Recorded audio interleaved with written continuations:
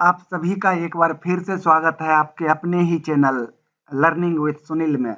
आज के इस वीडियो में हम लीव ट्रेवल कंसेशन के बारे में जानेंगे।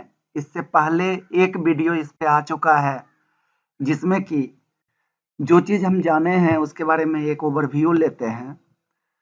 सबसे पहला चीज़ लीव ट्रेवल कंसेशन किसको एलिजिबिलिटी है, कौन कौन एलटीसी का उपयोग कर सकता है।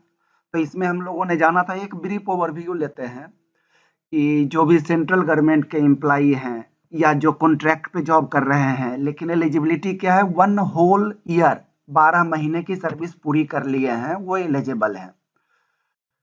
तो यहाँ से स्कोप फैमिली कौन कौन ट्रेवल कंसेशन में जा सकता है, तो फैमिली के बारे में हम लोग पिछले वीडियो में देखे थे कि गवर्नमेंट सर्वेंट, वाइफ और हस्बैंड और कौन कौन, तो 2 बच्चे शामिल हो सकते हैं। इसमें हम लोग देखे थे कि 2 बच्चे जो हैं वो, अगर किसी एम्प्लॉय को 3 बच्चे हैं या 4 बच्चे हैं तो उनमें से 2 सर्वाइविंग चिल्ड्रन ही एलिजिबल होंगे। मैरिड डॉटर के केस में एक स्पेशल कंडीशन है, सर्टेन कंडीशन है कि मैरिड डॉटर अगर डाइवोर्स्ड हो और गवर्नमेंट एम्प्लॉय के साथ रहते हो और होली डिपेंडेंट हो तभी होगा।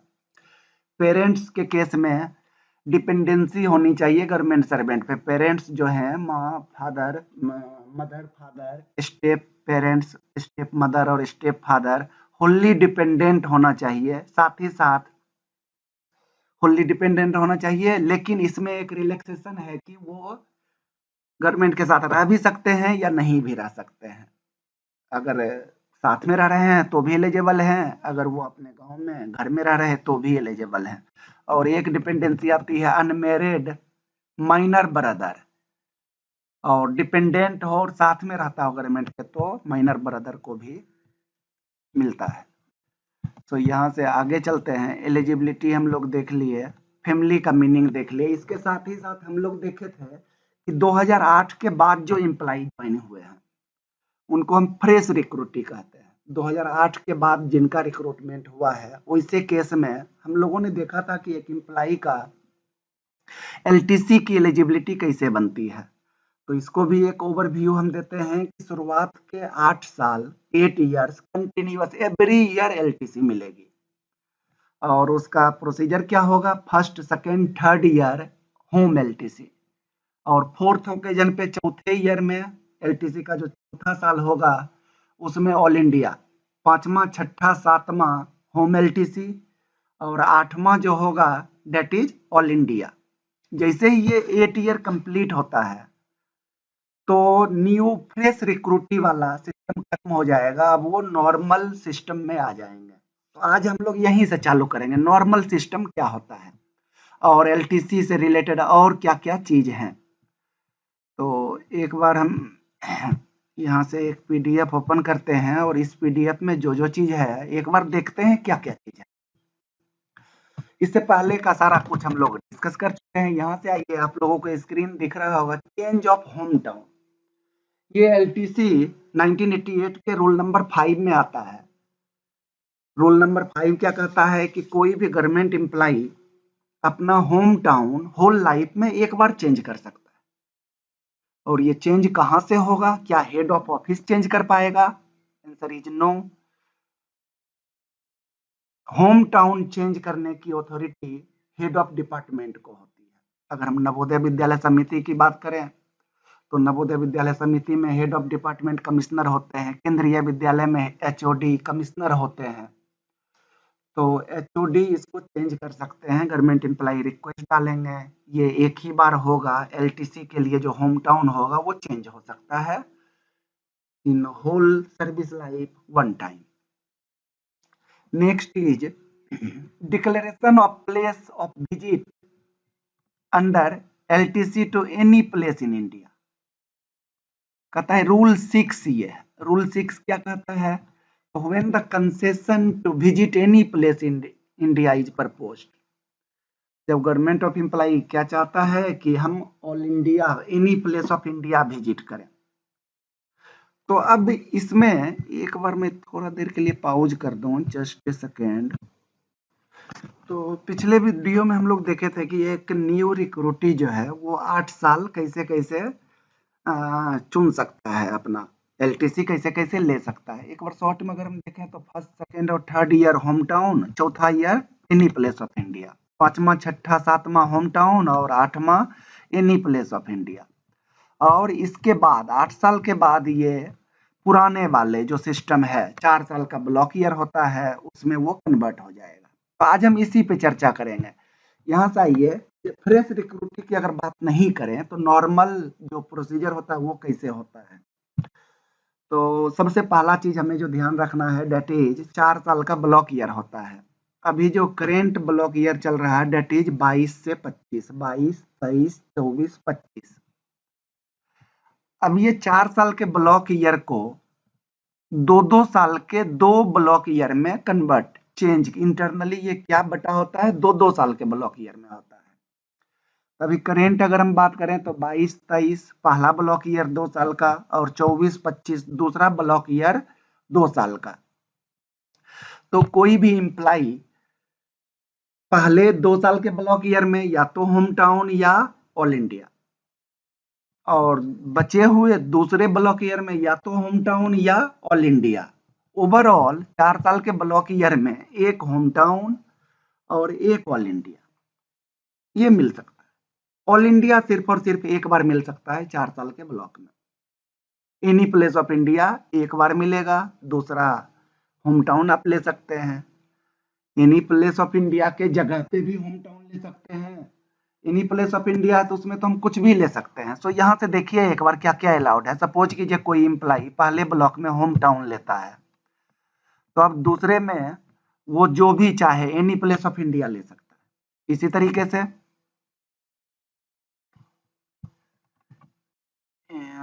यहाँ से देखिए वो अगर एम्प्लाई चाहे तो पहले ब्लॉक में क्या ले ले तो एनी प्लेस ऑफ इंडिया, और दूसरे ब्लॉक में वो क्या ले सकता है होम टाउन भी ले सकता है। अगर वही एम्प्लाई पहले ब्लॉक में क्या ले एनी प्लेस ऑफ इंडिया और दूसरे में भी एनी प्लेस ऑफ इंडिया, ये रॉन्ग हो जाएगा, ये नॉट अलाउड है, ये अलाउ नहीं है। ऑल इंडिया एक ही बार ले सकता है, जबकि पहले ब्लॉक में होम टाउन ले दूसरे में भी होम टाउन ले ये अलाउड है। आप एक कॉम्बिनेशन देखिए, शायद आपको कोई परेशानी नहीं होगी।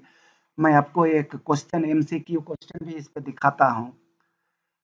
आज के गूगल शीट में कहीं से आया है, उसको हमने सोल्व किया है, तो वहाँ पे हम क्वेश्चन भी देखेंगे। एक बार फिर से देखिए, होम टाउन पहले ब्लॉक में 2 साल में, any place of India, any place of India एक ही बार रहेगा।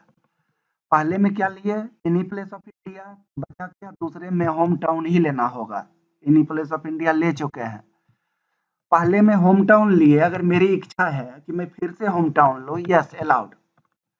एनी प्लेस ऑफ इंडिया ले चुके हैं पहले 2 साल में, फिर से any place of India not allowed.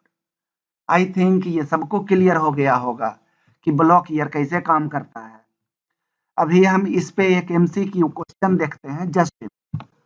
हाँ, सो देखिए क्वेश्चन नंबर 74। क्वेश्चन क्या है, can a fresh recruit avail all India LTC during a block of 4 year.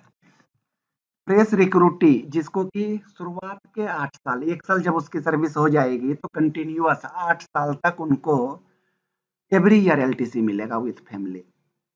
सो पहला दूसरा तीसरा ईयर होम टाउन, चौथा year all India. So clear है सबको। तो अब इसके ऑप्शन पे देखते हैं। Yes he can able it at any time during the block. All India LTC, any place of India LTC वो कब ले सकता है। हम लोगों ने क्लियर पढ़ा है कि वो चौथे साल और 8वें साल ले सकता है, ब्लॉक ईयर के 4th ओकेजन पे ले सकता है। तो कहता है कि इट एनी टाइम, नहीं गलत है। No he can only able LTC to home town every year. चारों साल कहता है कि होम टाउन एलटीसी, ये भी गलत है। Yes he can able it on 4th occasion of the block. So this answer is correct. He can able it during second 2 year block, नहीं ये भी नहीं, 4th ओकेजन पे ले सकता है। होप कि ये क्लियर होगा आप लोगों को। नेक्स्ट आते हैं, इसका आंसर सी होगा।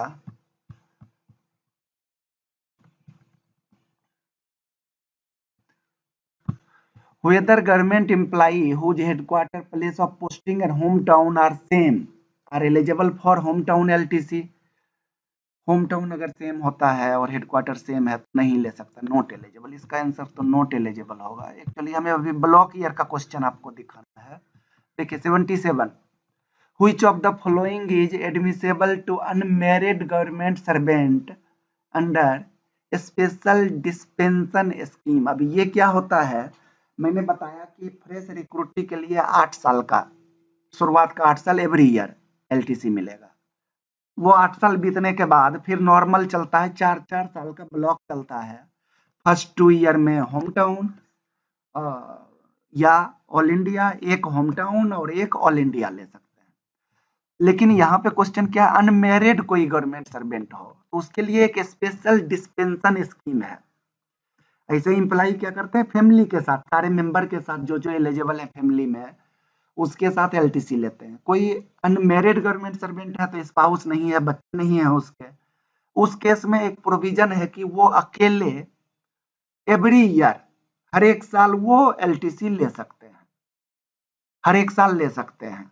जब तक उनका सर्विस है तो हर साल वो एलटीसी ले सकते हैं। तो इसमें प्रोविजन क्या है कि देखिए यहाँ से ऑल इंडिया एलटीसी ओन्स इन 2 ईयर ब्लॉक, जो 2 साल का ब्लॉक होता है उसमें ऑल इंडिया नहीं ले सकते। Visit north east region once in a year, ये भी नहीं होगा। Converting one occasion of home town LTC out of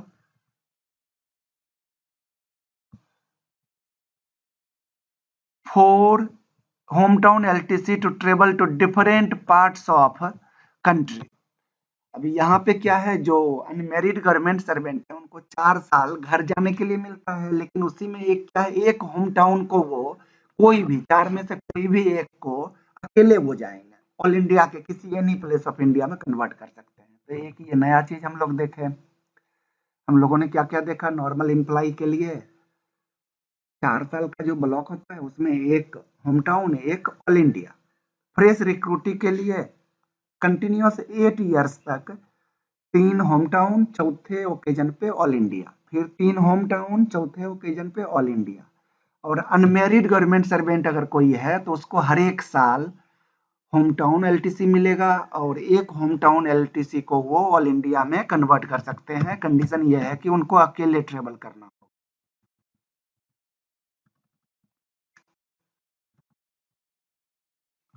हम लोग आगे चलते हैं।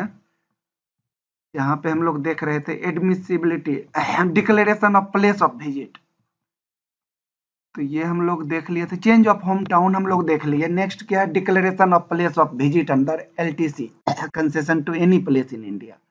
ये रूल 6 होता है। रूल 6 में क्या है, तो डिक्लेरेशन ऑफ प्लेस, जहाँ विजिट करने वाले हैं उस प्लेस को हमें डिक्लेयर करना होता है। तो प्रोसेस क्या है एलटीसी लेने का, कोई भी गवर्नमेंट सर्वेंट अगर एलटीसी एबल करना चाहते हैं तो सबसे पहले उनको एक परमिशन लेना होगा, या तो उसका फॉर्मेट डिपार्टमेंट के द्वारा मिल जाएगा या फिर वो ब्लैंक पेपर पे एक एप्लीकेशन लिखेंगे कि मुझे इस ब्लॉक ईयर का जो हमारी एलिजिबिलिटी है, अगर हम न्यू रिक्रूटी हैं तो 8 साल तक हमें जो एलिजिबिलिटी है उसके अनुसार हम लिखेंगे कि हम तीसरे या चौथे ओकेजन, चौथे ईयर का एलटीसी लेना चाहते हैं। या हम नॉर्मल एम्प्लॉई हैं तो हम लिखेंगे कि 2022 और 21 ब्लॉक ईयर जो है इसके पहले 2 ब्लॉक ईयर 22-23 का मैं होम टाउन एलटीसी लेना चाहता हूँ या ऑल इंडिया लेना चाहता हूँ। क्योंकि ये पहला 2 ईयर ब्लॉक है तो मैं कोई भी ले सकता हूँ, ऑल इंडिया या होम टाउन।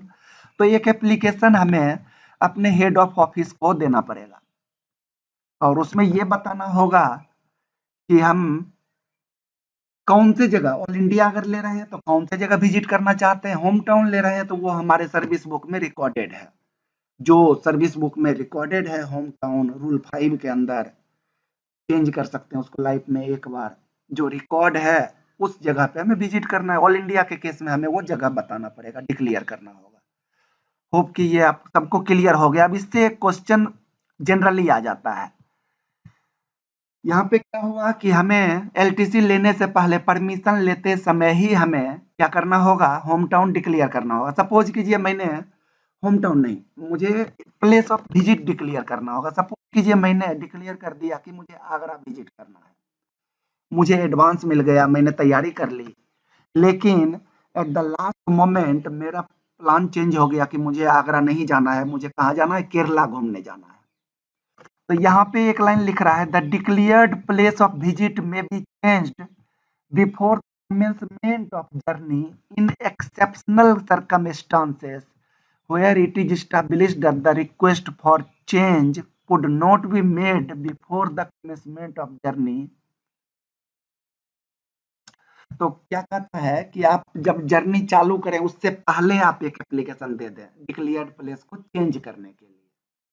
अगर ऐसा नहीं कर पाते तो एक्सेप्शनल सर्कमस्टांसेस में ये रिलैक्सेशन कौन देगा, एडमिनिस्ट्रेटिव मिनिस्ट्री और डिपार्टमेंट, हेड ऑफ डिपार्टमेंट जो है सो रिलैक्सेशन दे सकते हैं।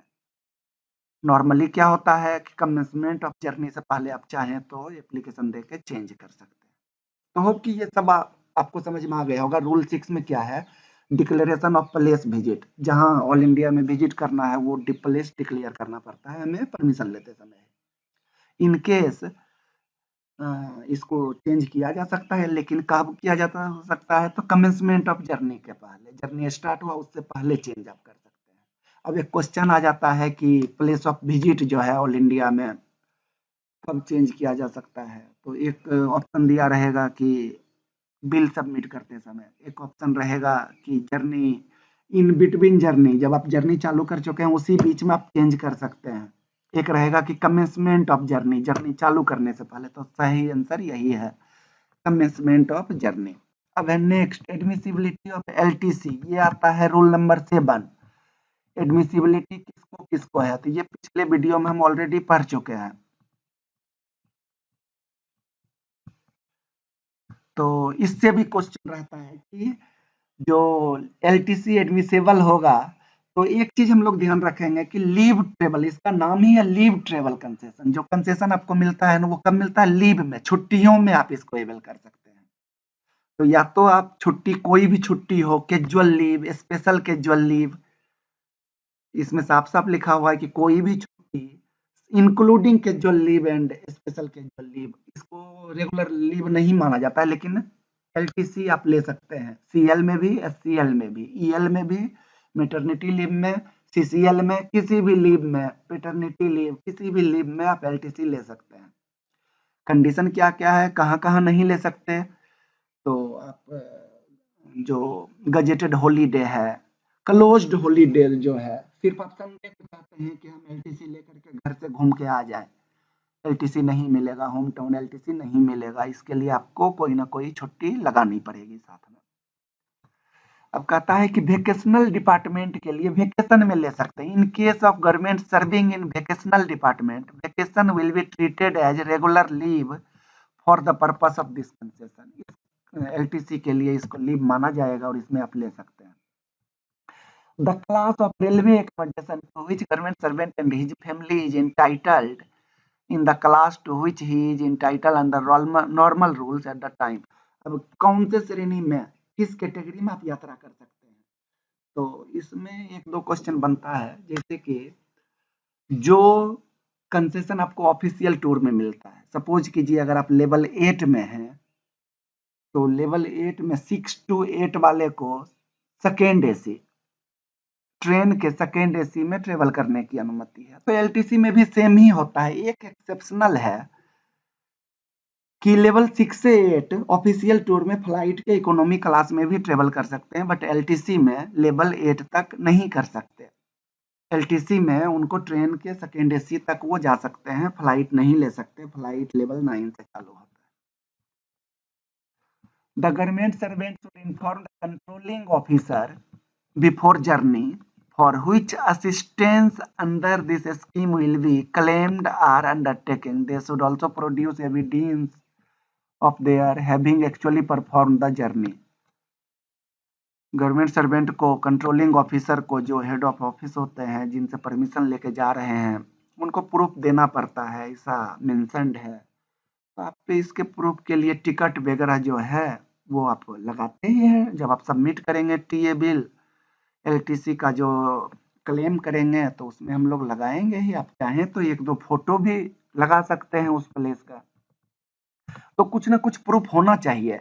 इसमें भी आगे है मिसयूज ऑफ एलटीसी, एक टॉपिक है। अगर कोई एम्प्लाई बिना गए हुए ही फर्जी बिल लगा करके क्लेम करता है तो उस पर पेनाल्टी होती है, उसको भी, उससे भी क्वेश्चन रहते हैं।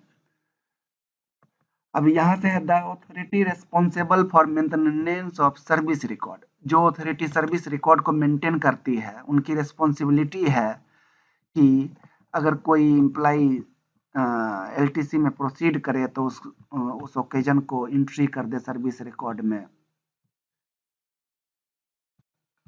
सर्विस रिकॉर्ड देखने से पता चले कि इस ब्लॉक ईयर का एलटीसी उन्होंने ले लिया है।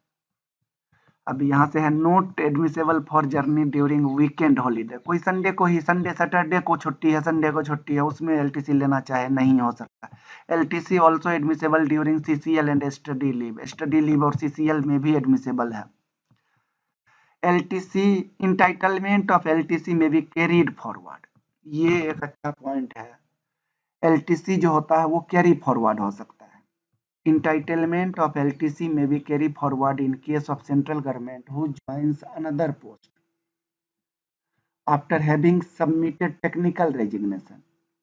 Government servant who resign within 8 years of his appointment and join another post in government after technical resignation will be treated as a fresh recruit from the date of his initial appointment. ये एक ओम है 17 अगस्त 2016 का।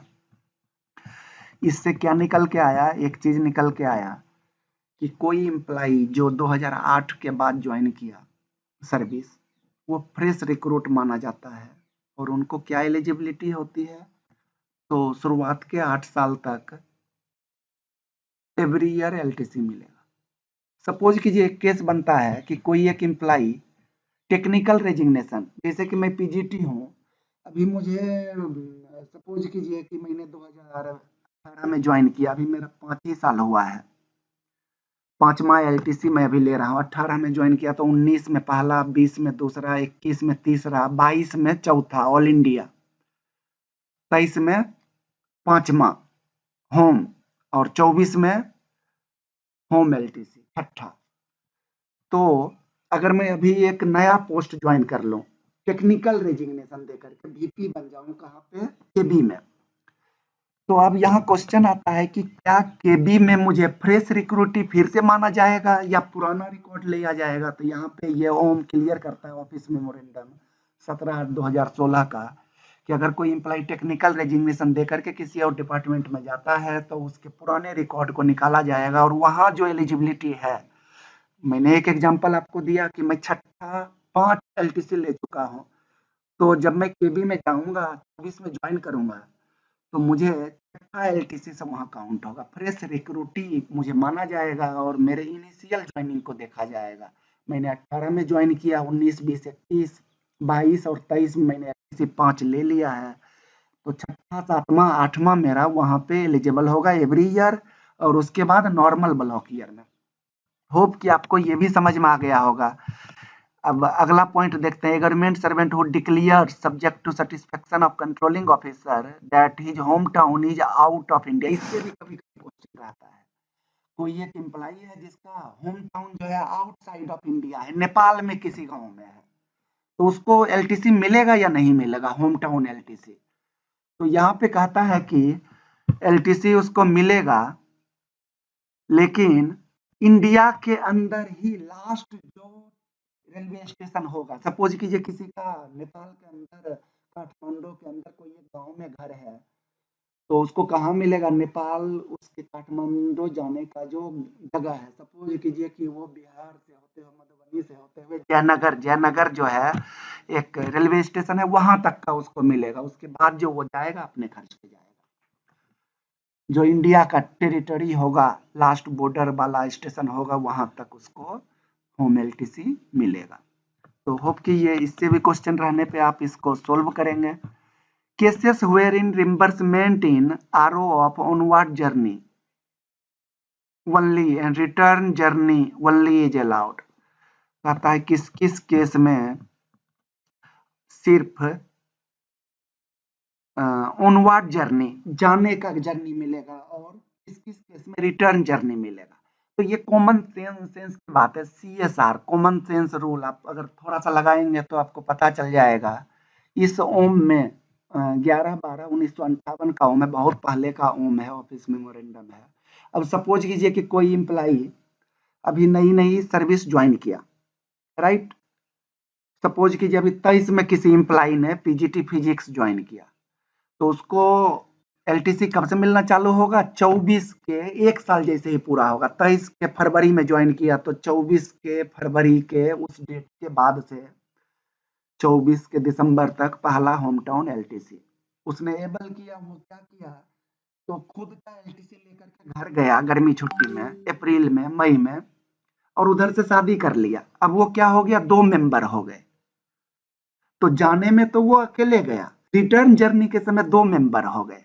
अब क्या होगा, उस employee का तो जाने और आने दोनों का मिलेगा, लेकिन उसकी वाइफ का, न्यूली मैरिड एम्प्लाई का जो कपल है, न्यूली मैरिड वाइफ जो हो गई, स्पाउस जो हो गई गवर्नमेंट सर्वेंट की, उसको सिर्फ रिटर्न जर्नी का मिलेगा। आई होप कि आपको ये समझ में आया होगा। उसी तरीके से सपोज कीजिए कि कोई एम्प्लाई है और उसका बच्चा जो है सो अभी माइनर था, जॉब नहीं कर रहा था।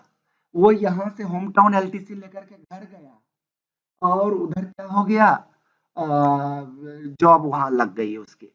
तो अब आउटवर्ड ऑनवर्ड सिर्फ मिलेगा, आने का नहीं मिलेगा। तो मैं क्या कर रहा हूँ, आप अगर एक बार सोचेंगे ना, कॉमन सेंस लगाएंगे, आपको पता चल जाएगा किस केस में सिर्फ ऑनवर्ड मिलेगा, किस केस में रिटर्न सिर्फ मिलेगा। बाकी केस में तो दोनों मिलते हैं।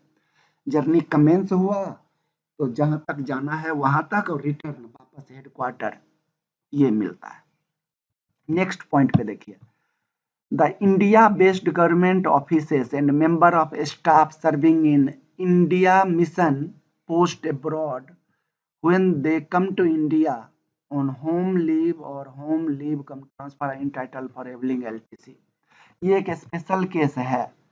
India based government office and member of staff serving in India mission post abroad, कहीं बाहर काम कर रहे हैं स्पेशल मिशन के तहत, तो उनको भी होम टाउन एलटीसी मिलेगा।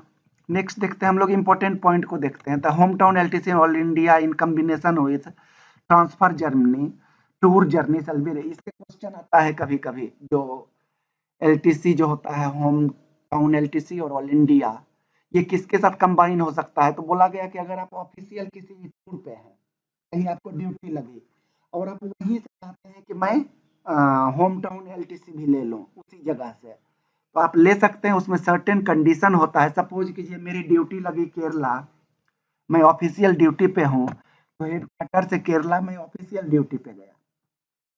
अब केरला से मेरा मन हुआ कि मेरे पास तो ऑल इंडिया एलटीसी है, मैं यहाँ से घूमने चला जाता हूँ गोवा। तो मैं क्या करूँ, मैं केरला से गोवा चला जाऊं और गोवा से वापस हेडक्वार्टर चला जाऊं। तो गोवा से हेडक्वार्टर वापस, ये तो एलिजिबल है। केरला से गोवा की जो बात है, इसमें कंडीशन लगेगा कि इसके फेयर को सीलिंग कर दिया जाएगा हेडक्वार्टर से गोवा तक। लेकिन ये कंबाइन हो सकता है, कॉम्बिनेशन पॉसिबल है। ट्रांसफर जर्नी के साथ ट्रांसफर में कर सकते हैं, टूर जर्नी ऑफिशियल ड्यूटी लगी है तो उसके साथ भी कंबाइन कर सकते हैं।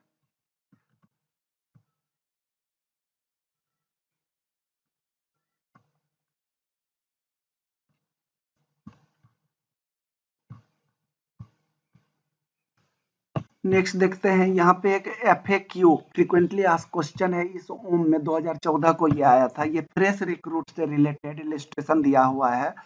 मेरा पहला, इससे पहले का वीडियो देखिए, फर्स्ट वीडियो, उसमें फ्रेश रिक्रूट्स के लिए अच्छे से समझाया हुआ है। नेक्स्ट है, a civilian central government servant serving in north east region, Ladakh region, state of Jammu Kashmir, Andaman Nicobar, Lakshadweep group, ये सब जो हैं, ये क्या कर सकते हैं, तो जो यहाँ जो जॉब कर रहे हैं और फैमिली को कहाँ छोड़े हुए हैं, घर पे दूसरे जगह छोड़े हुए हैं, shall be provided with some option for purpose of LTC.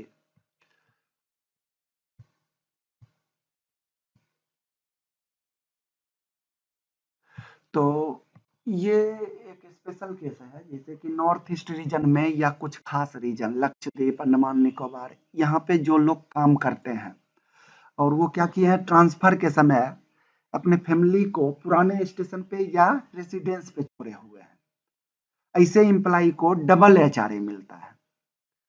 उनको फैमिली को रखने के लिए, पुराने प्लेस पे रखने के लिए भी एक एचआरए मिलता है, हाउस रेंट अलाउंस, और एक एचआरए एलिजिबिलिटी के अनुसार उनको खुद के लिए या तो क्वार्टर मिलेगा या एचआरए मिलेगा। ऐसे एम्प्लाई कहता है कि इनका एलटीसी कैसे होगा, तो नॉर्मल एलटीसी जो उनको मिलता है वो तो मिलेगा ही मिलेगा। अब कहता है इमरजेंसी पैसेज कंसेशन भी इनको मिलेगा। ये क्या होता है, तो होल सर्विस में 2 बार, 2 additional occasion during the entire service career to enable the government employ and their family also allowed.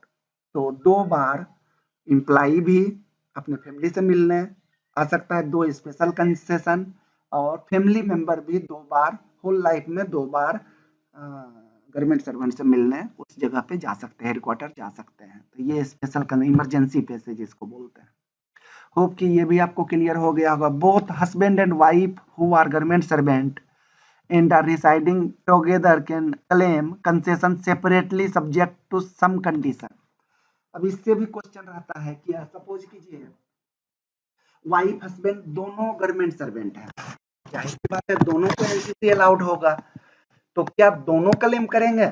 अगर मान लीजिए 2022-23 में एलिजिबिलिटी है कि ऑल इंडिया और होम टाउन में से कोई ले सकते हैं, तो क्या हस्बैंड भी लेंगे और वाइफ भी लेगी, या फैमिली के सारे मेंबर दोनों बार जाएंगे, 2 बार जा सकते हैं? तो यहाँ पे थोड़ा समझना होगा। यस, दोनों क्लेम कर सकते हैं, बट अगर फैमिली के मेंबर, जैसे कि हस्बैंड ने अपना एलटीसी खुद के लिए लिया और वाइफ ने अपना एलटीसी खुद के लिए लिया, तो ऐसा पॉसिबल है। बट अगर हस्बैंड चाहे कि मैं वाइफ को भी घुमाने गोवा ले जाऊं अपने एलटीसी से, और वाइफ चाहे कि मैं अपना एलटीसी केरला ले लूं और सारे फैमिली मेंबर को ले जाऊं, तो ऐसा पॉसिबल नहीं होगा।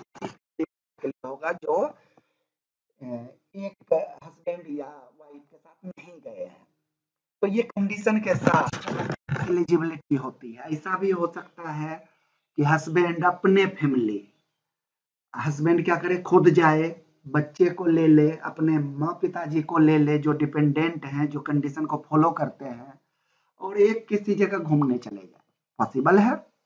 वाइफ चाहे तो अपने बच्चे जो जो हस्बैंड के साथ चले गए उनको नहीं ले सकते, हस्बैंड को नहीं ले सकते, वो खुद नहीं गई तो वो अपना और अपने मदर फादर जो डिपेंडेंट है उनका फैमिली, उनको लेके जा सकते हैं, ऐसा पॉसिबल है। तो इसी को बोला है कि सेपरेटली लिया जा सकता है कंडीशन के साथ। LTC facility for an spot, ये एक ओम है 1991 का। ये किसके, इससे भी क्वेश्चन आता है, सिंगल हैंडीकैप गवर्नमेंट सर्वेंट। कोई गवर्नमेंट सर्वेंट जो हैंडीकैप है और अकेले रह रहा है, उसका कोई साथ देने वाला नहीं है, फैमिली मेंबर नहीं है साथ में जो कि एलिजिबल हो एलटीसी के लिए, तो इस केस में वो एस्कॉर्ट फैसिलिटी उनको मिलेगी। एस्कॉर्ट के लिए भी अलाउड होगा एलटीसी, सेम जो गवर्नमेंट सर्वेंट का एलिजिबिलिटी है, जो ट्रेवल श्रेणी है, कैटेगरी है, उसी कैटेगरी में। इससे भी क्वेश्चन रहता है। सस्पेंडेड गवर्नमेंट सर्वेंट, इससे भी मोस्ट इंपॉर्टेंट क्वेश्चन है ये। सस्पेंडेड गवर्नमेंट सर्वेंट और स्टडी लीव पे जो गवर्नमेंट सर्वेंट है उनके एलटीसी का क्या होगा, तो सस्पेंडेड गवर्नमेंट सर्वेंट को एलटीसी उनके लिए एलिजिबिलिटी नहीं है, उनके फैमिली मेंबर कर सकते हैं, although their family members are entitled. Clear है ये चीज? कोई गवर्नमेंट सर्वेंट सस्पेंड है तो उनको एलटीसी नहीं मिलेगा, उनके फैमिली मेंबर चाहे तो ले सकते हैं, फैसिलिटी कर सकते हैं। स्टडी लीव के केस में एलटीसी मिलता है, जहां पे स्टडी कर रहे हैं गवर्नमेंट सर्वेंट, वहां से होम टाउन वो जा सकते हैं। रेस्ट्रिक्टेड होगा हेडक्वार्टर से होम टाउन का, वहां से ऑल इंडिया भी जा सकते हैं, राइट। नेक्स्ट है रूल 8 में आता है types of LTC. Home town और ऑल इंडिया 2 तरह के होते हैं, तो आप देखिए यहाँ से ये रूल 8 के अंदर आता है। इसको हमने पिछले वीडियो में ही बताया है, आज भी हमने डिस्कस किया था। Counting of leave travel concession against particular block, ये काउंटिंग कहाँ पे होता है, तो रोल नंबर 9 में होता है। और कैरी ओवर, ये इंपॉर्टेंट है, carry over of LTC concession, ये रूल 10 में आता है। रूल 10 क्या है, तो जो एलटीसी है, दो तरह के एलटीसी होते हैं, एक होम टाउन और एक all India.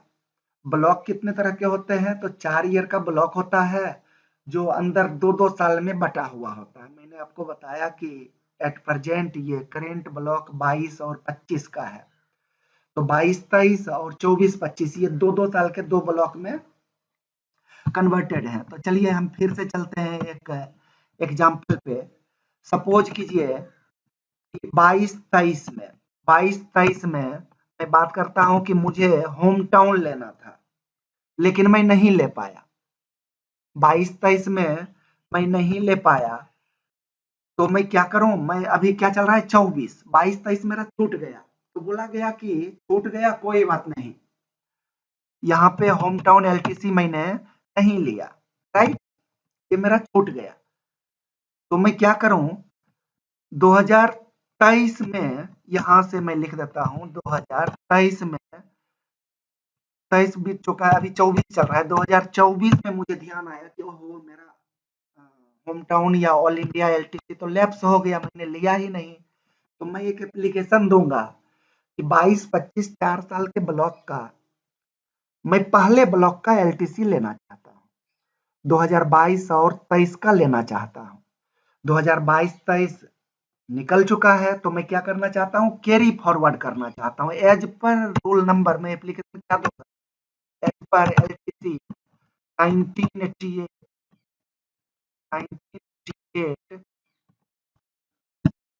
Rule number 10, rule number 10 carry forward of LTC. कौन से ब्लॉक का, तो 2 year block of 22-23 as per rule number 10 of LTC rule. मैं क्या करना चाहता हूँ, carry forward, carry forward of LTC of 2 year block, internal block जो है 2 ईयर का 22-23 2024। तो रूल क्या है, जो ब्लॉक ईयर है उसके अगले 1 साल तक, वो बीतने के 1 साल बाद तक आप उस एलटीसी को एबल कर सकते हैं। तो देखिए मैं 24 में क्या कर लूं, होम टाउन या ऑल इंडिया जो भी लेना है, home town in place of India में ले लो, इसके रिगार्डिंग 22-23। अब 24-25 में तो मैंने ये लिया, अब 24-25 का भी मैं चाहूं तो 24 और 25 के अंदर 24 2024 और 25 में मैं ये वाला एबल कर सकता हूँ। यहाँ पे मैंने 22-23 का कौन सा ले लिया, एनी प्लेस ऑफ इंडिया, तो फिर यहाँ पे मैं क्या ले लूंगा, home town. Is it clear, ये समझ में आया होगा। सपोज कीजिए यहाँ भी मैं नहीं ले पाया, भूल गया लेना, तो मैं क्या करूंगा, 25-26 में 2026 में मुझे ध्यान आया कि मैंने तो ये वाला लिया था, ये तो पुराने ब्लॉक का था, ये तो इसका था 22-23 का, 24-25 का कहाँ गया मेरा, तो 25 बीत चुका है, अभी कौन सा आ गया, सपोज कीजिए 26। तो मैं फिर से एप्लीकेशन दूंगा कि as per LTC rule number 10 मैं अपने सेकेंड ब्लॉक का 24-25 का कैरी फॉरवर्ड करना चाहता हूँ एलटीसी, और 26 में लेना चाहता हूँ। तो 26 में मेरी एलिजिबिलिटी क्या होगी, मैंने एनी प्लेस ऑफ ले लिया, तो क्या बचा, होम टाउन, होम टाउन यहाँ पे ले। होप कि आप सबको समझ में आया होगा। अगर नहीं समझ में आए तो आप मुझे कमेंट कर सकते हैं, वीडियो के कमेंट सेक्शन में आप कमेंट कर सकते हैं। तो अभी हमने क्या पढ़ा, carry over, carry forward of LTC rule number 10। Next है place to be visited by government servant and member of his family under LTC to any place in India. Rule 11 कहता है कि रूल 11 क्या कहता है, government servant and each member of his family may visit different places.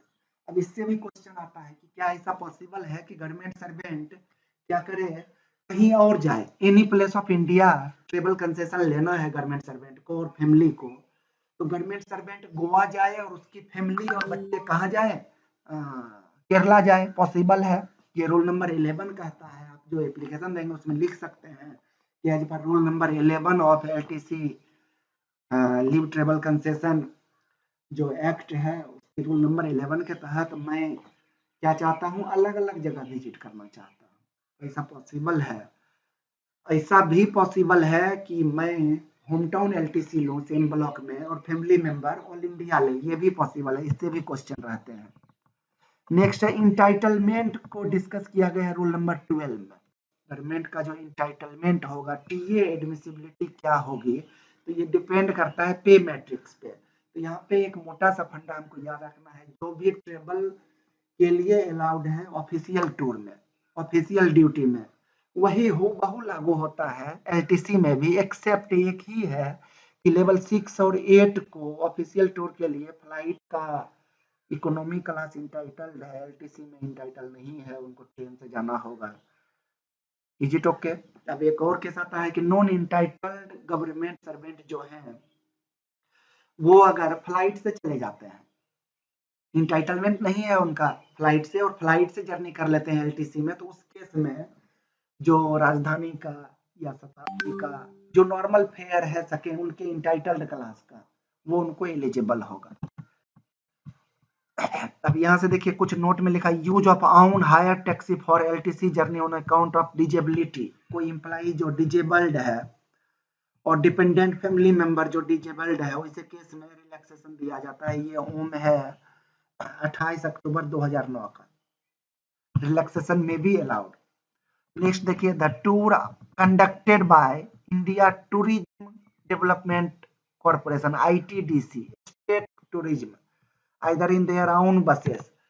अब private bus से जो होता है रोड जर्नी जो आप करते हैं प्राइवेट बस से, वो टिकट अलाउड नहीं होता है। गवर्नमेंट सर्वेंट को क्या अलाउड होता है, तो गवर्नमेंट ऑपरेटेड ट्रेन की जर्नी, बस की, ये गवर्नमेंट बस की जर्नी। अब यहाँ पे कहता है कि जो टूरिज्म डिपार्टमेंट है, इंडिया टूरिज्म डिपार्टमेंट ITDC और स्टेट टूरिज्म STDC, तो उनका जो बस चलता है उनके द्वारा जो फेयर लिया जाता है वो एलिजिबल होगा, क्वालिफाई होगा। नेक्स्ट है, the tour conducted by IRCTC will also qualify. IRCTC का भी कोई टूर होता है, जैसे कि आप किसी सिटी में जाइए, IRCTC की बस से वो आपको शहर घुमा देंगे, तो वो एलिजिबल होगा। The reimbursement of airfare along with rail and road fare in case of LTC journey of government servant in tour offered by IRCTC is allowed. The reimbursement of airfare along with rail and road fare in case of LTC journey, अगर IRCTC के द्वारा कोई fair दिया गया, उसमें वो bifurcation करके लिखते हैं कि इतना फेयर रेल का है, इतना रोड का है, इतना खाने का है, तो खाने वाला फेयर काट करके बाकी जो फेयर है रेल, रोड और एयर का, अगर आपकी एलिजिबिलिटी है एयर की, तो आपको एलिजिबल होगा, रिम्बर्स होगा। अब देखिए, no reimbursement shall be made in respect of air journey perform by children. अब इससे भी क्वेश्चन, इंपॉर्टेंट क्वेश्चन है, कोई बच्चा है 5 साल से छोटा, तो अब सोच के देखिए 5 साल से छोटे बच्चे को ट्रेन में फेयर नहीं लगता।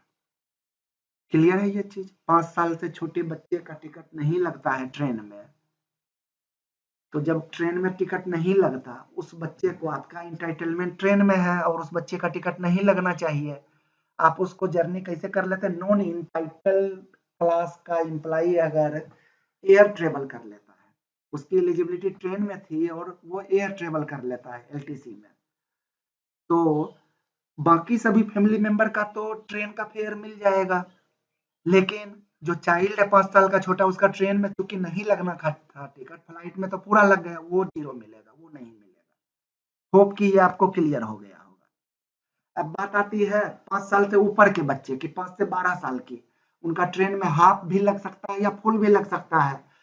तो अगर उसका एयर ट्रेवल आपने करवाया, तो उस केस में अगर एयर ट्रेवल पूरा चार्ज लगा है, फुल लगा है एयर ट्रेवल में, तो फुल ट्रेन का फेयर मिलेगा। नेक्स्ट देखिए, the actual rail fair LTC in respect of 5 से 12, वही चीज बोला है जो मैंने बोला है आपको पहले ही बता दिया एक्स्ट्रा। फ्लेक्सी फेयर के केस में क्या होता है? Flexi fair, dynamic fair applicable in राजधानी। अब राजधानी, शताब्दी, ये सब ट्रेन में आजकल क्या चलते हैं? फ्लेक्सी फेयर और डायनेमिक फेयर। फ्लाइट की तरह डायनेमिक फेयर लगा देते हैं। पहले टिकट कटाइए तो कम लगेगा, बाद में कटाइए तो ज्यादा लगेगा। ऐसे केस में अगर आप जर्नी करते हैं ट्रेन से, शताब्दी से, राजधानी से, तो डायनेमिक फेयर आपको मिल जाएगा। लेकिन आप क्या करते हैं? फ्लाइट से जर्नी कर लेते हैं। नॉन इंटाइटल्ड गवर्नमेंट सर्वेंट अगर कहाँ जर्नी कर ले, तो फ्लाइट से जर्नी कर ले, और वो किराया क्या दिखाए? स्क्रीनशॉट दिखाए कि राजधानी में तो अभी 5,000 रुपया किराया है दिल्ली का। कहाँ से दिल्ली का? कोलकाता से दिल्ली का। और वो जर्नी किया है फ्लाइट से, तो वो चाहता है कि फ्लाइट में मेरा जो लगा 4700 पूरा मिल जाए, क्योंकि राजधानी का तो फेयर 5,000 दिखा रहा। तो ऐसा नहीं होगा। उसके डायनेमिक पार्ट को हटा लिया जाएगा। जब एक्चुअल जर्नी आपने राजधानी शताब्दी से नहीं किया, तो उसके फेयर को आप नहीं ले सकते। डायनेमिक फेयर काट करके उसको रिम्बर्स किया जाएगा। एडमिसिबिलिटी ऑफ ट्रेवल बाय तेजस राजधानी एक्सप्रेस ट्रेन वाइल एवलिंग एलटीसी। ये आप ध्यान रखें, इसमें कंफ्यूजन होता है। तेजस राजधानी एक्सप्रेस जो है, तेजस दो तरह के ट्रेन चलते हैं। कुछ राजधानी को तेजस बना दिया गया है, तो राजधानी का नाम बदल के तेजस राजधानी कर दिया गया, उसमें अलाउड है एलटीसी। लेकिन जो एक्चुअल तेजस एक्सप्रेस है, उसमें अलाउड नहीं है, एलटीसी नहीं ले सकते। उसमें आप ऑफिशियल टूर में एलिजिबिलिटी है, इस केस में नहीं है।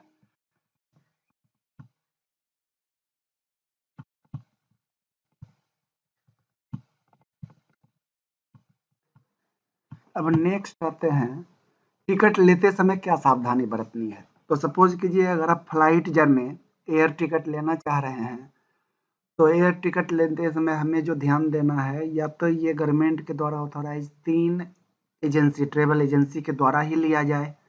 एक आईआरसीटीसी, आप सब लोग जान रहे हैं।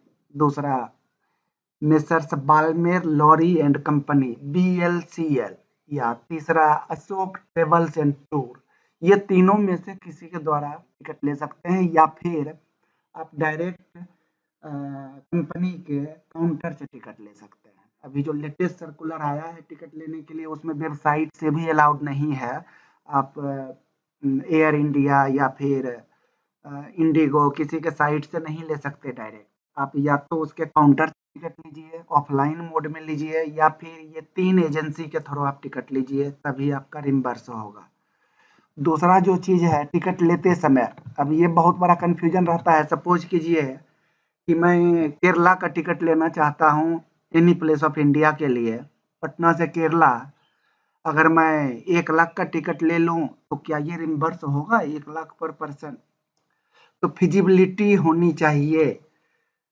सपोज कीजिए कोई एक फेयर 1 लाख का है, तो मैं 1 लाख का नहीं ले सकता। अगर वहां पे जो चिपेस्ट फेयर दिख रहा होगा वेबसाइट पे, तो उस चिपेस्ट फेयर को लेना है। तो ये एक ध्यान रखना है। जब कभी आप एलटीसी क्लेम करें, तो आपको करना क्या है? टिकट बुक कीजिए और उसके स्क्रीनशॉट को अपने पास स्टोर करके रख लीजिए, या प्रिंट आउट करके रख लीजिए कि भाई मैंने जो बुक किया है ये चिपेस्ट फेयर बुक किया है। अब चिपेस्ट फेयर में एक चीज और आती है, ये आप डिटेल टीए का एक लेटर है, आप ये ओम को देख सकते हैं। उसमें गवर्नमेंट ने क्या किया है, पूरा डिस्क्रिप्शन दिया है। 3-3 घंटे का टाइमिंग का ब्लॉक बनाया गया, जैसे कि सुबह 6 से 9, 9 से 12, 12 से 3, 3 से 6। अब सपोज कीजिए कि cheapest फ्लाइट जो है ना, वो सुबह के 6 बजे है, लेकिन मैं 6 बजे तो नहीं जा सकता। तो मैं अपना प्रीफर्ड ब्लॉक देखूंगा टाइम का, कि मुझे 12 से 3 के बीच में जाना है, तो 12 से 3 के बीच में जो जो फ्लाइट है, उसमें से मिनिमम जो होगा वो हमें रिम्बर्स होगा। अगर हम ज्यादा वाला ले लेते हैं तो उतना डिडक्ट हो जाएगा। होप कि आपको ये क्लियर हो गया होगा। Next, in case of unavoidable circumstances where the booking of ticket is done from unauthorized travel agent website, the financial advisor of ministry department and head of department not below the rank of joint secretary in subordinate attached office are authorized to grant relaxation। अब किसी को जानकारी नहीं है और उसने जानकारी के अभाव में गलती से क्या किया, तो किसी और एजेंट से टिकट ले लिया, या साइट के डायरेक्ट जाकर के कंपनी के साइट से टिकट ले लिया, तो इसी केस में प्रोविजन दिया गया है कि रिलैक्सेशन दिया जा सकता है, not below the rank of joint secretary या एचओडी इसको रिलैक्स कर सकते हैं। Next, the government employee not entitle for air travel, लेकिन वो किससे कर लेता है, फ्लाइट से जर्नी कर लेता है, इंटाइटल नहीं है लेकिन कर लेता है, तो उस केस में भी बोला गया कि उनको इसी तीनों से लेना होगा। पहले के रूल के हिसाब से जो नॉन इंटाइटल्ड एम्प्लॉई थे वो किसी भी साइट से टिकट ले सकते थे, उनको ट्रेन का फेयर मिल जाता था, रिम्बर्स हो जाता था, बट आज के डेट में नहीं हो रहा है। अभी गवर्नमेंट ने रिस्ट्रिक्ट कर दिया कि आपको ऑथराइज एजेंट्स ये तीनों से ही लेना होगा या काउंटर टिकट लेना होगा। In case of cancellation of ticket, अगर सपोज कीजिए जर्नी पोस्टपोन हो गई, cancellation charges shall be borne by government employee. LTC के केस में कैंसिलेशन अगर हो रहा है तो कैंसिलेशन चार्ज गवर्नमेंट एम्प्लॉई को बियर करना होगा।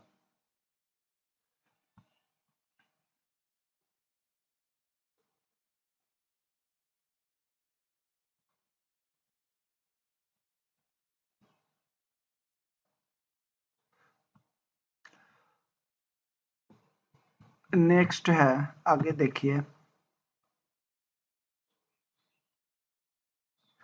अब एक स्पेशल डिस्पेंशन स्कीम होता है। इस स्कीम के तहत कोई भी एम्प्लॉई अपने 4 ईयर के ब्लॉक में से कोई भी एक ब्लॉक जिसमें वो ऑल इंडिया या होम टाउन एलटीसी ले सकता है, उसको कन्वर्ट कर सकता है स्पेशल प्लेसेस, नॉर्थ ईस्ट के किसी जगह, जम्मू कश्मीर यूनियन टेरिटरी किसी जगह, और लद्दाख के किसी जगह, या अंडमान निकोबार में से कहीं पे भी जर्नी कर सकता है। तो आप कन्वर्ट कर सकते हैं अपने होम टाउन एलटीसी को ये प्लेसेस में, स्पेशल प्लेसेस में, और इसका जो पीरियड है अभी 2-2 साल के लिए बढ़ाया जाता है, तो अभी जो है ये 25 सितंबर 24 तक मान्य है। अगर आगे फिर से 2 साल के लिए एक्सटेंड हो जाता है तो और आगे बढ़ जाएगा। अब ये स्कीम के लिए पिछले वीडियो को आप देख सकते हैं, उसमें मैंने डिटेल में बताया है कि इसमें फ्लाइट भी अलाउड है।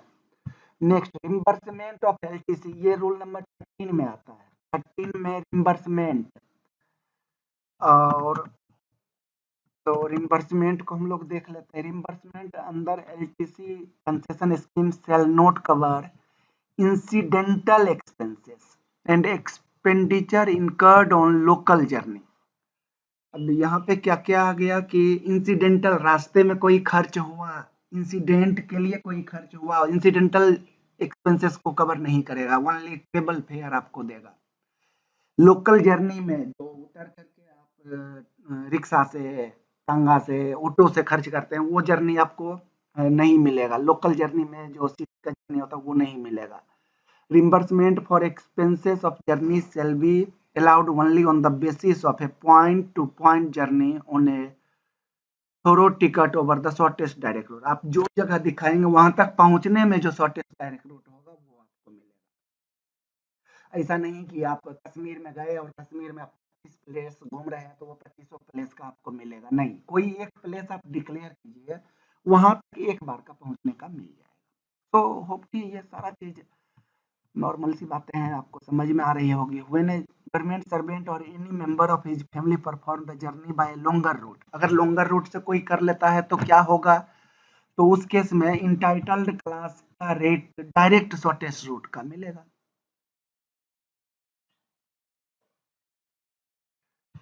When a government servant or any member of his family perform the journey by longer route in two different classes of railway accommodation. अब यहाँ पे क्या आ गया कि सपोज कीजिए कि मुझे कहाँ जाना है, केरला जाना है, तो मैं पटना से कोलकाता किसमें चला जाता हूँ, बैठ करके सिटिंग क्लास में जनरल टिकट से चला जाता हूँ, और कोलकाता से केरला फर्स्ट एसी में चला जाता हूँ। मैं एलिजिबल हूँ सेकेंड एसी के लिए, तो अलग अलग में चला जाता हूँ। तो ऐसे केस में क्या होगा, और साथ ही साथ जो रूट बन रहा था केरला का, मैंने लॉन्गर रूट पकड़ लिया। तो ऐसा भी हो सकता है, अगर मैं ये सोचूं कि मैंने डायरेक्ट देखा कि पटना से केरला का शॉर्टेस्ट रूट का सेकेंड एसी का किराया 5,000 है, और मैं क्या करता हूँ, मैं एक लॉन्गर रूट में पहले गोवा चला जाता हूँ स्लीपर क्लास में, उसका टिकट लगा 800 रुपया, फिर गोवा से केरला जाता हूँ, हायर क्लास में, उसका टिकट लगा 4500 रुपया, तो 5000 हुआ। मैं चाहूंगा कि मुझे 5000 मिल जाए, लेकिन ऐसा नहीं होगा, क्योंकि मैं लॉन्गर रूट से गया हूँ। पटना से केरला की डिस्टेंस सपोज कीजिए कि 2500 किलोमीटर है, और मैं गया हूँ जर्नी करके 4000 किलोमीटर। तो ऐसे केस में प्रपोर्शनेट किराया मिलेगा। हमें क्या मिलेगा? तो जो मैंने लोअर जर्नी किया वो तो लोअर ही मिलेगा, जनरल से मैंने यात्रा किया जनरल ही मिलेगा, जो मैंने अपर में किया वो भी रिड्यूस कर दिया जाएगा। तो प्रपोर्शन पे मिलता है। क्लास देखिए यहाँ से, the entitled class rate will be admissible for the corresponding portion of the shortest or cheapest route and the lower class rate for remaining mileage। जो मैंने अपर क्लास में जर्नी किया वो प्रोपोर्शनेट हो जाएगा, वो कम करके मिल जाएगा, सेकेंड एसी के अनुसार मिल जाएगा। और जो मैंने लोअर क्लास में किया वो मुझे वैसे ही मिलेगा, उतना ही मिलेगा, मिनिमम ही मिलेगा। अब कोई इससे भी एक क्वेश्चन मेरे नजर में आया था, कंसेशनल सर्कुलर टूर कोई गवर्नमेंट एम्प्लॉई ले लेता है इन कंजक्शन विद एलटीसी। क्या कहता है, ऐसा भी कोई ट्रेन ऐसी भी चलती है, एक ऐसा कोई बनाया कि इधर से गया और दूसरे तरफ से वापस फिर उसी जगह आ गया। कोई एम्प्लॉई क्या कहता है, सर्कुलर टिकट ले लिया, मैं क्या करूं तो पटना से कोलकाता होते हुए केरला जाऊं और केरला से गोवा होते हुए वापस फिर पटना, सर्कुलर टिकट ले लिया। तो उस केस में the fair at the normal rate for the entitled lower class actually, ये तो दूसरा हो गया, ये सर्कुलर वाला नहीं, सर्कुलर टूर टिकट।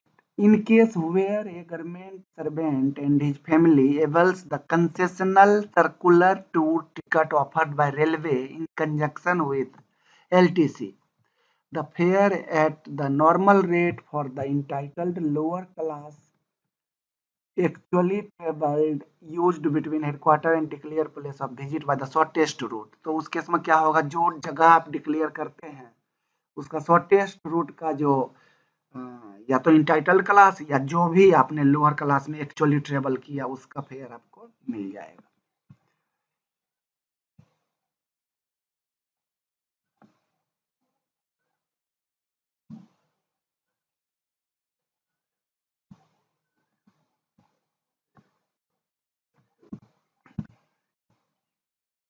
अब देखिए इससे भी टिकट रहता है कि क्या क्या मिलता है टिकट जब आप खरीदते हैं, तो internet charges, e ticketing charges, जैसे कि आईआरसीटीसी से लेते हैं तो इंटरनेट या ई टिकटिंग का कुछ चार्ज होता है, वो आपको अलाउ होगा, वो जो चार्ज लगेगा वो मिल जाएगा। Reimbursement of service charge paid to recognise traveller service agent, agent को जो सर्विस चार्ज देंगे सर्विस फी वो नहीं मिलेगा।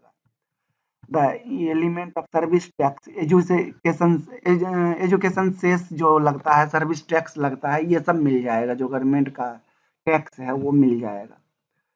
Follows time limit, time limit क्या होता है, तो एलटीसी लेने के लिए सबसे पहले मैंने क्या बोला कि आपको सैंक्शन लेना होता है। आप अपने हेड ऑफ ऑफिस को एक एप्लीकेशन या फिर परफॉर्मा भर के देते हैं, उसके 5 दिन 5 working debt plus 3 transit time may be allowed in cases where the places of posting of the government employees are away from headquarter। अच्छा, नॉर्मली 5 डेज बोला गया, और जहाँ पे दूर है अपने हेडक्वार्टर से दूर है वर्क प्लेस, तो 3 दिन और एक्स्ट्रा। लीव सेंक्शन के लिए कितना मिला, तो 8 दिन का समय दिया गया।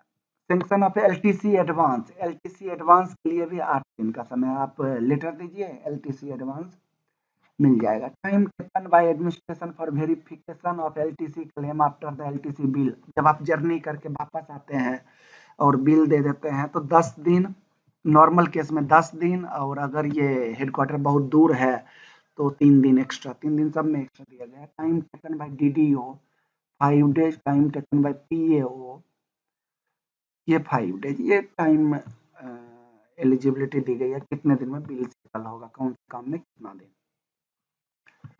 Where employees opt for catering service while booking the ticket for the eligible train for the purpose of LTC। अब जैसे कि कुछ ट्रेन में कैटरिंग चार्जेज इंक्लूडेड होते हैं, पहले तो कंपलसरी होता था राजधानी में, शताब्दी में, लेकिन आजकल क्या क्या ऑप्शनल कर दिया गया। लेकिन अगर आप उसको चुन लेते हैं तो आपको वो कैटरिंग चार्ज भी एलटीसी के साथ अलाउ हो जाएगा। Both type of cancellation charges levied by the airline, cancellation charge levied by the 3 authorised agent जो आईआरसीटीसी, बाल्मेर और अशोका हैं। तो ये आपको self reimbursed on ground of official existence. Normal case में तो नहीं मिलता है, कैंसिलेशन एम्प्लॉय को देना पड़ता है, लेकिन ऑफिशियल कुछ काम पड़ गए, इमरजेंसी पड़ गए, आपको ऑर्डर मिला के कैंसिल कीजिए, तो इसे केस में मिलेगा। The cases where the government servant travels on LTC up to nearest airport, railway station, bus terminal by authorized mode of transport and undertakes rest of the journey to the declared place of visit by private transport own arrangement, such as personal vehicle, may be dealt with as follow। अब क्या करता है कि airport तक तो ठीक है, IRCTC से टिकट लेके गया एयरपोर्ट या स्टेशन, वहां के बाद अपना कंफर्ट के अनुसार प्राइवेट जर्नी या अपनी व्हीकल से कर लिया, तो उस केस में क्या होगा, वो जर्नी मिलेगी, उसका किराया मिलेगा। तो कहता है if public transport is available in a particular, जहां आप उतरे अगर पब्लिक ट्रांसपोर्ट अवेलेबल है तो the government servant will be reimburse the fare admissible for journey by otherwise entitled mode of public transport from the nearest airport, railway station, bus terminal to the declared place of visit by shortest direct route। तो उनको reimburse कर दिया जाएगा। कैसे reimburse कर दिया जाएगा? Public transport का जो शॉर्टेस्ट रूट है उसका जो फेयर होगा वो दे दिया जाएगा। In case there is no public transport available in a particular stretch of journey, अगर पब्लिक ट्रांसपोर्ट अवेलेबल नहीं है, the government servant may be reimbursed as per his entitlement. तो इसे केस में 100 किलोमीटर एक तरफ से इच साइड से, तो 200 किलोमीटर तक की जर्नी इंटाइटल्ड क्लास में, जैसे टैक्सी का जो फेयर है, टैक्सी अगर एलिजिबिलिटी है गवर्नमेंट सर्वेंट की तो उस अनुसार से उनको टैक्सी का फेयर 200 किलोमीटर तक मिलेगा, बाकी का नहीं मिलेगा। अब रूल नंबर 13 में क्या था? रिम्बर्समेंट कैसे मिलेगा एलटीसी का।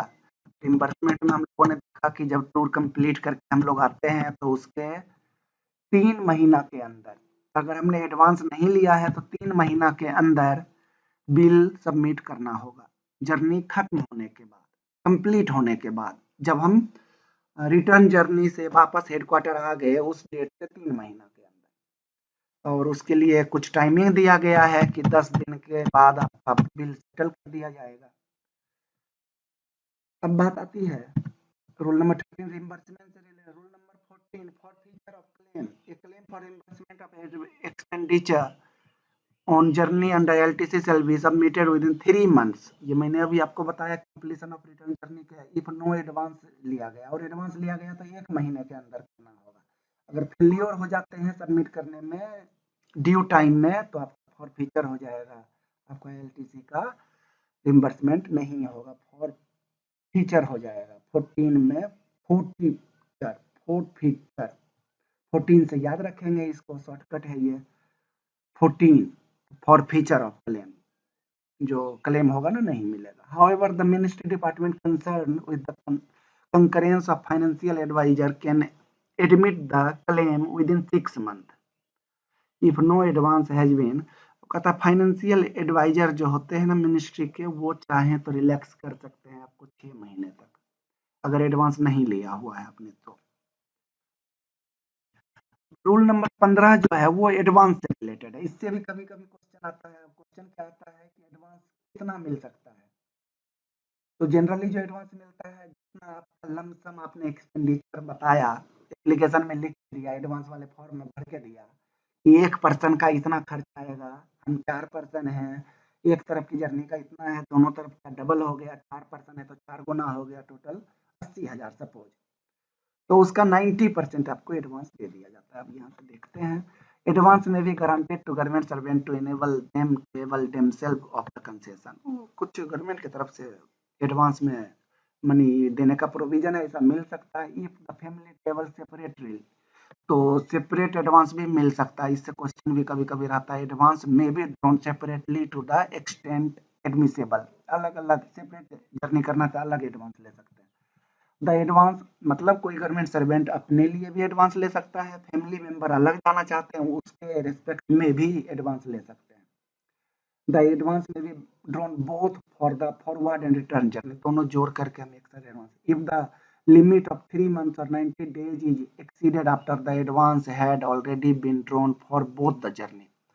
अब एक केस बनता है कि कोई एम्प्लाई होम टाउन के लिए एलटीसी लिया या फैमिली मेंबर यहाँ से गया और रिटर्न नहीं आ रहे हैं, 3 महीना से ज्यादा वहीं रह गए और वो क्या किए हुए हैं, एडवांस लिए हुए हैं दोनों तरफ के, तो 1/2 of the advance should be refunded to the government forthwith. उसी समय अगर आपको लग रहा है कि 3 महीना के बाद भी हम नहीं लौट पा रहे हैं तो 1 साइड का एडवांस आप वापस कर दीजिए, नहीं तो फिर उस पर पेनल चार्जेस वगैरह इंटरेस्ट वगैरह लगेगा। The advance should be refunded in full if the outward journey is not commenced. आपने एडवांस ले लिया, एलटीसी प्लान किया और जर्नी चालू नहीं किया, यूज नहीं किया, तो 30 डेज के अंदर आप रिटर्न कर दीजिए। आउटवर्ड जर्नी का जो कमेंसेड डेट था उसके 30 डेज के अंदर रिटर्न कर दीजिए। However, in cases where reservation can be made 60 days before the proposed date of outward journey and advance is granted accordingly, the government servant should produce the ticket within 10 days। अगर आपने 60 बहुत पहले ticket ले लिया, advance ले लिया, 60 days पहले आप टिकट ले सकते हैं। ऐसा कहा जाता है कि फ्लाइट जर्नी करनी है तो 60 डेज पहले, 65 दिन पहले, और अगर ट्रेन की जर्नी करनी है तो 125 दिन पहले आप एडवांस ले सकते हैं। तो सपोज कीजिए एडवांस आपने काफ़ी पहले ले लिया, तो उस केस में आपको क्या करना है, जो टिकट आपने लिया 10 दिन के अंदर आप टिकट प्रोड्यूस कर दीजिए कि मैंने इस पैसे को खर्च किया, जो बच गया उसको वापस कर दीजिए। Where an advance has been drawn by government servant, the claim for reimbursement of expenditure incurred on journey shall be submitted within 1 month of। अगर एडवांस लिया है तो journey complete, return journey complete होने के 1 महीने के अंदर कर दीजिए, अदरवाइज फॉरफिट हो जाएगा, आपका क्लेम नहीं मिलेगा। On a government servant failure to do so, he shall be required to refund the entire amount of advance forthwith in one lump sum। No request for recovery of the advance in installment shall be entertained। तो अगर ऐसा कोई नहीं कर पाता तो उस case में क्या होगा, एडवांस जो अमाउंट है होल एंड सोल एक लमसम में अमाउंट में आप कर दीजिए।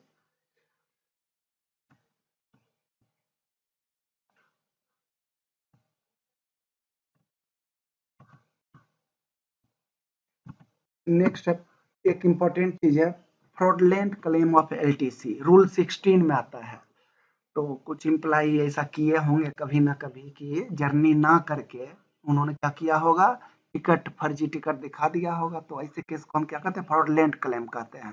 तो रूल 16 में इससे रिलेटेड चीजें हैं, क्लेम का फ्रॉड क्लेम करना। तो ऐसे केस में गवर्नमेंट डिपार्टमेंट की तरफ से एक्शन किया जाएगा। If a decision is taken by disciplinary authority to initiate disciplinary proceeding against government servant on charge of preferring a fraudulent claim of LTC, तो ऐसे केस में गवर्नमेंट से जब तक वो प्रोसीडिंग चलेगा तब तक, जब तक फाइनल डिसिप्लिनरी प्रोसीडिंग नहीं हो जाता तब तक अगला एलटीसी नहीं ले सकते। If the disciplinary proceeding result in imposition of any of the penalties specified in rule 11 of CCS rules 1965, CCA rule जो है 1965, उसके अंतर्गत कोई रूल 11 के अंतर्गत कोई क्या हो जाता है, एक्शन हो जाता है। तो कहता है कि government servant shall not be allowed next 2 set of LTC, अगला 2 एलटीसी नहीं मिलेगा। In addition to the sets already withheld, जिस जो क्लेम किया था जिसमें ये इंक्वायरी हुई वो तो नहीं ही मिलेगा, उसके साथ साथ 2 और सेट एलटीसी नहीं ले सकता।